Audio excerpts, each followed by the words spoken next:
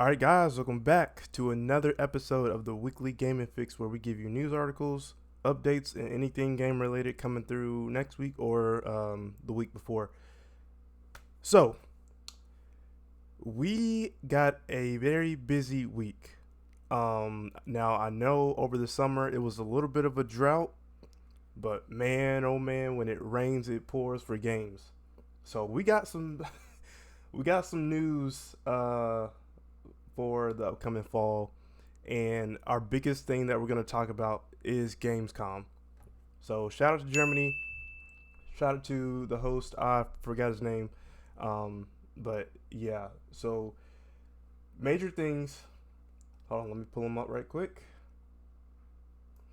So major things: Starfield new gameplay, Black Myth Wukong, Tekken 8 trailer, and the release date, Assassin's Creed Mirage, Call of Duty Modern Warfare 3 release, Mortal Kombat new characters, and Alan Wake 2 gameplay. Now, there's a bunch of other stuff that came out, but this is just the stuff that, for me, was the major news and release dates for Gamescom. So, let's start off with the big one. Let's get this knocked out. All right, so we got Starfield. It's going to be launching on September 6th for Xbox and PC players. PlayStation players, I'm sorry, but this is not for you.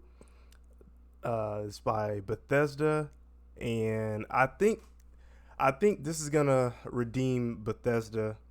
Not so much redeem it, because they've had some good games as of recently, but they've also had a iffy, on the fence pattern with some games. But if this game does horrible, that's it for Bethesda. I'm sorry. Yeah, they're not coming back. But I have high hopes for this game. It is like a No Man's Sky. It is like Fallout. It is like any game related space genre type. And this game, you're going to be putting some hours in. That's all I'm going to say. It's a long game. I think it's going to be, I think it has potential. Hopefully, maybe contender for Game of the Year. Who knows? But we'll see. We'll see. So it's a whole bunch of stuff to do. I guess I don't really know the story like that, but you're some type of miner, and then you have something happens to the character, and we go from there. But like I said, there's a lot of stuff you can do in this game, and there's endless planets you can go to. It's like Fallout, but in space. So I don't know if I'm getting this on day one. This might be in the backlog for next year, because we got a whole bunch of other games that are on my priority list. So hopefully this game does well. Bethesda, you own pretty much your last leg. Yeah, y'all have to knock this out the park, because if not, I don't know. I don't know. But I'm hoping this game is gonna do numbers, which it probably will. So yeah, I am excited for that. Okay, so we got another surprise for Gamescom. Black Myth Wukong. If anybody has heard of this game or have seen little snippets, this game looks fire. So I thought this was gonna be like a Souls type, Elden Ring type, Bloodborne type game, but it is inspired by that, but it's more, it has a twist on things. I would put it in the Sekiro, in the Sekiro game. It kind of plays like that. You get to turn into these mythical type creatures, and the playstyle is like those Bloodborne, Dark Souls games. But to me, when I saw the gameplay, it just looks so smooth, so seamless. The character, he can change into these mythical type creatures, and he has a staff, and the way he's working the staff is just like, it's seamless. So this game, looks like I said, like a Bloodborne type game or like a Elden Ring type game, but from the they gave us an 18-minute trailer of the gameplay, the boss fights. I already can tell these boss fights are gonna be a pain. I don't know if they're gonna be as hard as Elden Ring or Dark Souls, but they look like they can be a challenge. So I'll read this little synopsis. So Black Myth Wukong could finally get a sense on how beautiful this game looks. Its fast and fluid combat takes on an almost dance-like feeling as you flow between wide sweeps of your staff or climbing up its length to deliver a heavy blow, all while mixed with bizarre spells that transform you to a fiery warrior, change your flesh to stone to stun an enemy, or summon monkey allies with tufts of your hair. So that's dope. There's a lot of stuff you can do with this game when you fighting. Um, yeah, like I said before, you can turn into these other creatures. You can use the staff, and it's like you finessing. And plus, when you beat an enemy, you can take their powers and turn it into them too. Like that's on some Dante type shit, which is I'm not mad at. I need that. So I'm gonna get this game. I know I'm trash at these Elden Ring, Bloodborne, Souls type games, but this catches my eye for some reason. It's got a twist, and the different worlds is very dynamic, and the game is beautiful. Like it said. I don't have a release date, but I think this is coming out next year. So y'all be out on the lookout for that. Okay, so now we got more of a trailer for Call of Duty Modern Warfare 3. Yo, people be sleeping on the story. Like, I know Call of Duty is about online multiplayer, but the story mode and the campaign mode is fuego. Like, they are super underrated when it comes to the campaigns. Like, Modern Warfare of the remake, Modern Warfare's 1, 2, and 3 coming out, fuego. So they gave us a little bit of a trailer here. It's 9 minutes, and I will be getting this as well, but this is gonna be maybe a December game for me. But I haven't even really, like, I played Modern Warfare 2. I have the game, but the fact that they're coming out with another one next year and people are still playing the Modern Warfare 2 and still making new operators, like, I don't want it to go the NBA or the Madden route. I don't want it to go 2K. Y'all have been doing good so far. I think this Modern Warfare 3 is going to be a little bit better than the last year's number 2. And I believe they're going to have zombies with this game too. If I'm wrong, somebody correct me in the comments. But yeah, we got a 9-minute trailer of one of the missions, and the game looks super realistic. I don't know who you're playing as. I actually need to go back and look at the story and see where I left off, but this game will take directly off of where 2 last stopped. So I'm hyped. I'm gonna get it, just not right now. All right, Ed Boon did it again. I think this is the last rollout for character, or maybe not. But to me, I feel like we don't need any more else from Mortal Kombat. But what they gave us is a reimagined Shao Kahn, or General Shao, and Sindel. Oh, and another one, Raiden, Beast. All of these, this game. I know I keep saying this, but this game is gonna be fire. Sindel's moveset scares me. If y'all seen the X-ray, y'all know what I'm talking about. When she does the little thing with her hair and just uses that as a weapon, and Shao Kahn is heavy hitting with that axe. Yeah, it's an axe. So we all know he had the hammer in the last game, but it's reimagined to where he has he's basically new. So it's not Shao Kahn, but it's General Shao now, and we get a young Raiden. We get a rookie Raiden with the Shaolin monks, and I really like the way they did with this story. Now I don't the way this story is going. I don't know the ins and outs of how this is gonna go. So in the trailer that they gave us, we got Liu Kang defending Earthrealm, and he's picking his all his teams, and I guess Shao Kahn or Sindel is picking their side, but it's like a reimagining. So Liu Kang is gonna have Raiden. He's gonna be the rookie.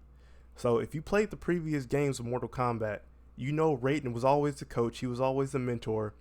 He wanted Liu Kang to be that dude, but in this game, Raiden is going to be that guy, and Liu Kang is going to be the coach slash mentor. So this is really interesting. The X-rays, the fatalities look gruesome. Raiden is like a chipper, naive Shaolin monk who's ready for anything, kind of like a young Liu Kang, but Liu Kang, as you can see, he's mature. He knows what is going to happen in the future. Um, yeah, I'm gonna play with Raiden. He's not my go-to, but the what I've seen in this, what he can do, yeah, I'm about to use him. Shao Kahn, like I said, Shao Kahn is he scares me with that axe. I don't want anything to do with that weapon. And I already know I gotta be in the lab. I gotta practice up on my own Liu Kang, Scorpion, and damn, who else do I use? I do like Katana. I like Katana, but I'm gonna switch it around. Um, yeah, I gotta practice up heavy in the lab because once I hit online, it's a wrap. It's a wrap. So, all right. So the new trailer was set in the hostile rim outworld, which is presided over by Empress Sindel. Two new playable characters were confirmed: General Shao, a reimagined version of Shao Kahn, as well as the aforementioned Sindel, along with two more cameo fighters in Mortal Kombat 3 boss Motaro and Mortal Kombat Deception protagonist Shujinko. Yeah, so Shujinko and Motaro, they are cameo fighters. Their X-rays are brutal. Um, yeah, if you haven't seen the trailer, go and see it. All right, another awesome, amazing reveal. Gamescom showcased Alan Wake 2 some more gameplay. 3 words for this game: light, light, light. Use that light because it's gonna help you in this game. If you play Alan Wake 2, you already know what I'm talking about. You're gonna be having a flashlight. You're gonna be having some type of weapon, pistol or something.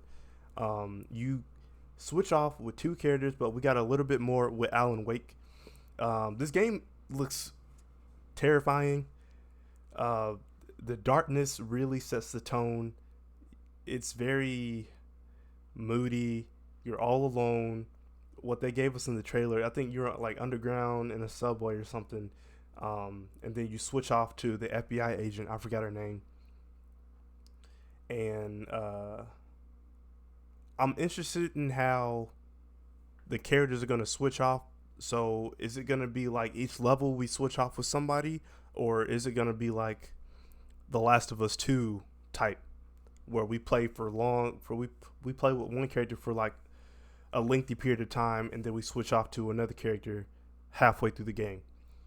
But yeah, the darkness really sets the mood. Um, what else? What else? What else? What else? And the story is going to be crazy. So yeah, it's a haunting replica of New York City, but you're all alone.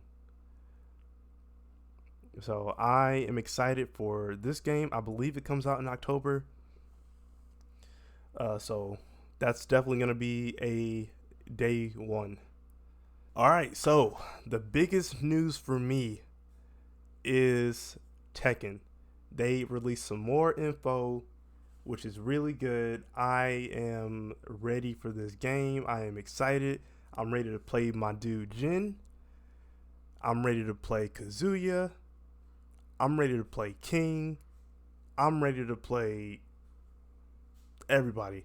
So, Tekken 8 reveals release dates, new game mode, and pre-order bonuses. So let's look down the list on what we got here.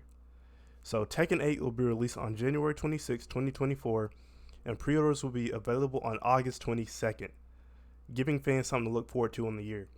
So I believe that there are 3 pre-order categories.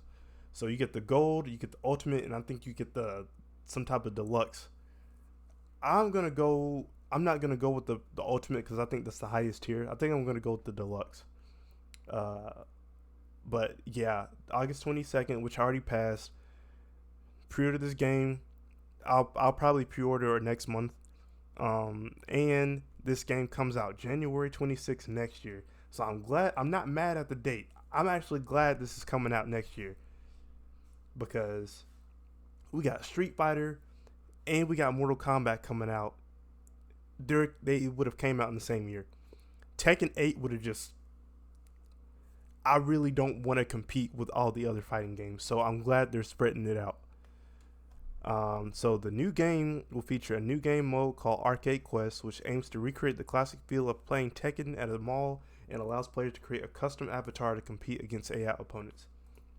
So Tekken is kind of getting that element from Street Fighter 6, where you could be in a lobby or a hub, and you could see other characters and you could play with them in like some type of community. But these characters have like chibi type characters. It would have been, to me, it would have been better if we would have had like more realistic type avatars, but that's a small nitpick. As long as I can play the game and the connection is good with online, that's all I need.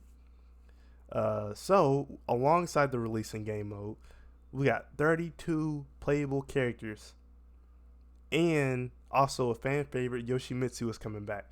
So within the story mode trailer, we got. I'm trying to remember all the characters that I saw. We got Yoshimitsu, looks clean. Steve Fox, that's what I was waiting for, looks clean. Brian Fury, Dragunov, and I believe it was a few others I forgot, but those were the ones that I noticed and remembered. I think the coldest fit to me was Dragunov. Like, Steve looked badass, but Dragunov, he was different. He was cold. Alright, so story-wise, Tekken 8 will mark a brand new chapter in the legendary Mishima family feud, with longtime Tekken arch-villain Heihachi Mishima, now dead, and remaining members Jin and Kazama and Kazuya left to continue their battle in his wake. Over the past few months, Bandai Namco has revealed several characters who will be returning in Tekken 8. Cool. And like I said, I just explained that too. So for all y'all Tekken fans, make sure to pre-order the game January 26th. Mark y'all's calendar. I will be getting the deluxe version, and because I am wanting to play any DLC characters that they got coming out, so I'm gonna be ready for that. All right, guys, that is gonna be it for the weekly gaming fix and any news that recently came out this past week. Gamescom was the biggest event, pretty much, or the biggest news that came out in the last week. Mortal Kombat is coming soon, real soon. So make sure y'all be ready for that. And the beta. Let me know how the beta is. I didn't get the chance to play it because I didn't pre-order the game yet. I'll probably pre-order it like a week before.